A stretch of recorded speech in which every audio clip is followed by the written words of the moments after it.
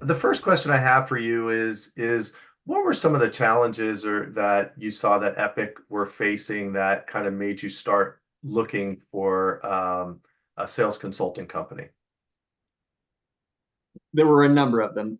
Probably first and foremost, the turnover in our sales organization has created some challenges for us relative to maintaining some momentum around growth.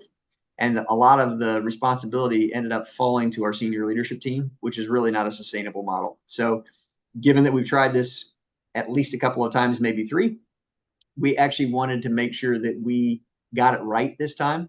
And so that is really the biggest challenge. We have fairly significant and aggressive growth plans, and the Mhm. commercial team is the front end of that. So we wanted to make sure we got it right. Awesome.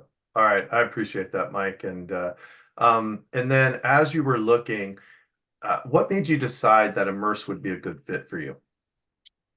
That too was probably a couple of things. So as I just mentioned, what we wanted to do, Adam, was make sure that we maximized our chances of success. So you could try this internally and go down a path. The definition of insanity is doing the same thing and hoping for different outcomes. So we, sometimes people say third time's charm. Maybe it's fourth. I'm not sure. Persistence is one thing, but insanity is something different. And so when we looked at people who could actually help us, we wanted somebody who actually had a track record. We wanted somebody who was a real good cultural fit. And as you know, I had met Mornay and got a chance to meet a couple of other folks in your organization. And also, your team is actually working with someone that I know and trust here locally, and you Mhm. had done a great job. So a reference point there is huge, and Mhm. the success that they were seeing in their organization, we certainly wanted to duplicate in ours.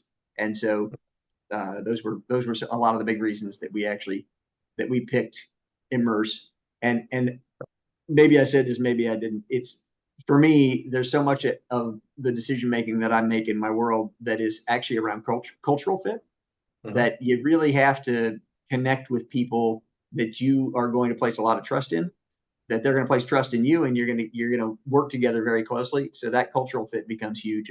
And the team that I met at Emerse, I clicked with on a personal level, and Mhm. that tells me a lot. Yeah. And as we talk about, people like to buy from people they like. And I think it if there's that rub, it makes it difficult to get the job done from our perspective as Immerse and in your perspective from as Epic. So and I know we're relatively, young in the process. We just completed the sales boot camp, but what would you think the most impactful change since starting with Immerse and kind of starting this process has been? Hmm. I would probably say, as opposed to one, I'm going to say two, but they're actually very closely related. Okay.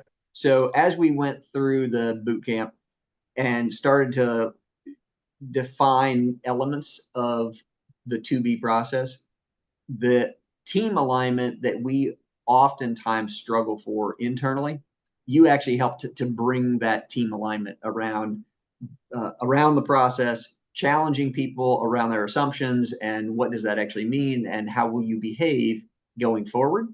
And Mhm. I thought that was actually huge, and that actually leads to another one of the challenges that we have internally that I think is it's a challenge, but it's also an opportunity, and that is around our own internal culture and shifting from really an engineering focused mindset of an organization to actually one that is commercially focused and has a mindset around customers actually lead our business, not engineering leading our business.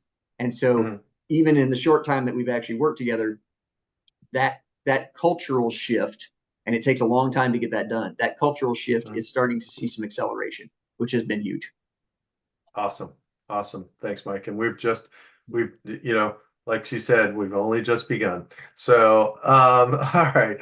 So, having gone through that and having gone through the vetting process and kind of that startup process, what's some advice that you would give to someone considering working with Immerse?